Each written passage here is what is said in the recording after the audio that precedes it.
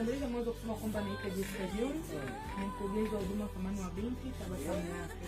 Kwa nipo hapa kwa ajili ya kuachilia tabasamu kwa wote ambao hawana tabasamu.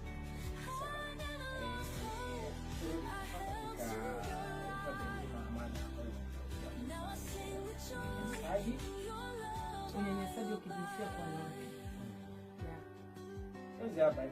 Unyanyasaji ni nini? Maybe kwa yule ambaye anasikiliza kwa mara ya kwanza, wenda akawa anauelewa kidogo, mwingine kabisa kuhusiana na issues za unyanyasaji. Kwa mimi naweza kusema kwamba unyanyasaji ni aina yoyote ile ya kitendo cha kikatili au ubaguzi anofanywa mtu, hususan mwanamke.